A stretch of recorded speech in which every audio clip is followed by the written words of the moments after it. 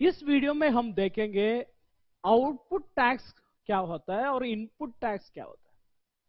यह समझना बहुत जरूरी है, क्योंकि अगर आपका टैक्स लायबिलिटी कैलकुलेशन करना है तो आपको समझना है क्या है आउटपुट टैक्स और क्या है इनपुट टैक्स।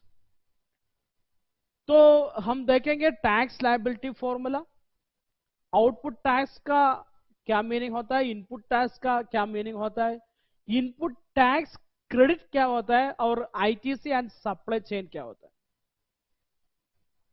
अभी जो बिजनेस या जो आदमी जीएसटी में रजिस्टर्ड है उसका जीएसटी कैलकुलेशन करने के लिए एक फॉर्मूला है। ये फॉर्मूला है tax liability is equal to output tax minus input tax. Okay, तो ये फॉर्मूला यूज करते ही आपको टैक्स लायबिलिटी कैलकुलेट करना है। अभी पहले हम देखेंगे आउटपुट टैक्स। आउटपुट टैक्स मतलब जब बिजनेस ने अपने कस्टमर के पास से जो जीएसटी कलेक्ट कर रहा है और वो जीएसटी उसने गवर्नमेंट को दे रहा है, उसको कहते हैं आउटपुट टैक्स। मान लीजिए आप एक मोबाइल शॉप में गया और उधर आपने कुछ मोबाइल खरीद लिया, तो आपको प्राइस देना पड़ता है बिजनेस पर्सन को। तो आपने पेमेंट करना है value of the goods, value of the mobile plus GST. तो ये दोनों आपको गवर्नमेंट ये बिजनेस पर्सन को देना है, और बिजनेस पर्सन क्या करेगा, इसमें जीएसटी का जो अमाउंट है वो बाद में गवर्नमेंट में रिटर्न फाइल करके उसको पेमेंट करना है। ओके, तो यह है आउटपुट टैक्स। हम एक केस स्टडी देखेंगे आउटपुट टैक्स और इनपुट टैक्स के बारे में। इधर मिस्टर राम गुड सेल कर रहा है मिस्टर लक्ष्मण को। राम सेलर है और लक्ष्मण बायर या परचेसर है। राम टैक्स कलेक्ट कर रहा है लक्ष्मण से और लक्ष्मण ने टैक्स पे कर रहा है राम को। जो अमाउंट राम को मिल गया उसको आउटपुट टैक्स कहते हैं, और जो अमाउंट जो जीएसटी लक्ष्मण ने राम को दे रहा है इसको कहते हैं इनपुट टैक्स। तो इधर मान लीजिए मोबाइल का वैल्यू था 10,000, तो इसको कहता है टैक्सेबल वैल्यू। और जो जीएसटी का परसेंट है, मान लीजिए 12% है, तो ये 1200 है जीएसटी का अमाउंट लक्ष्मण राम को दे रहा है। और इनवॉइस वैल्यू, इनवॉइस वैल्यू का मतलब होता है टैक्स वैल्यू प्लस टैक्स। तो 10,000 प्लस 1,200, तो 11,200 इनवॉइस वैल्यू होता है। अभी इनपुट टैक्स क्या है? इनपुट टैक्स मतलब जब मान लीजिए राम का केस में राम मोबाइल परचेस किया था 8,000 में, ऐसा सोच लीजिए। तो उसने भी जीएसटी दिया होगा उसका सप्लायर को, तो इनवॉइस वैल्यू 8,960 होगा। ओके, तो इधर राम ने सेल किया है 10,000 में, तो उसको मिलेगा 2,000 प्रॉफिट।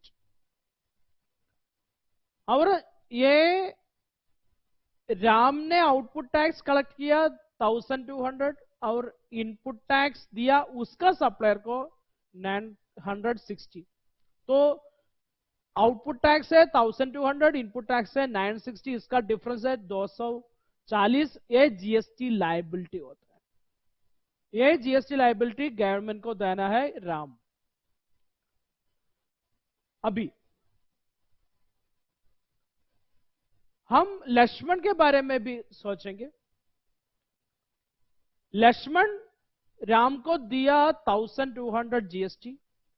ये लक्ष्मण को इनपुट टैक्स क्रेडिट मिल जाएगा क्योंकि ये जीएसटी रजिस्टर्ड पर्सन है Lakshman.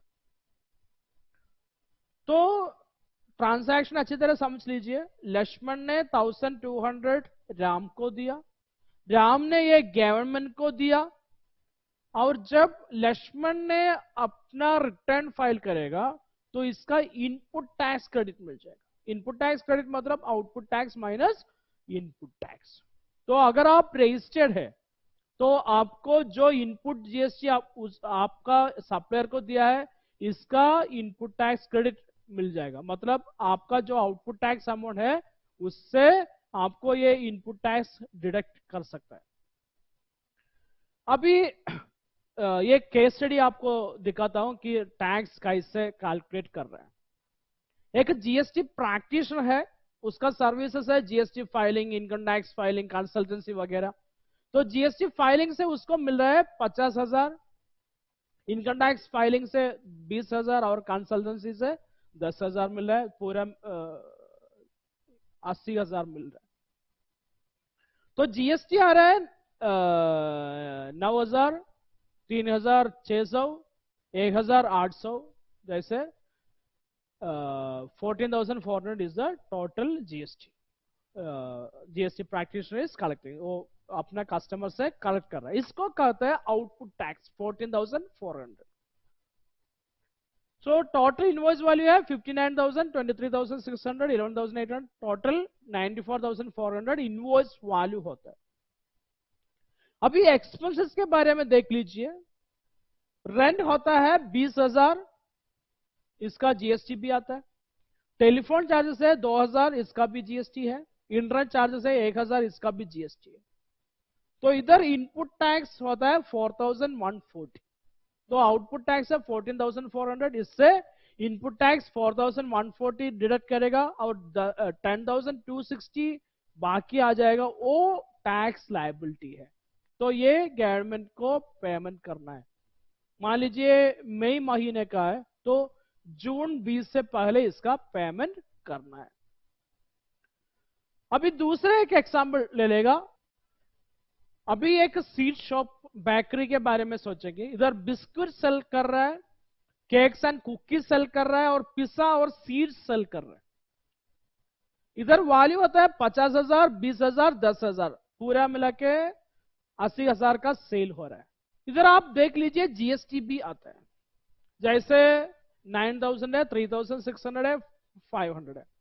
So total output tax है 13,100।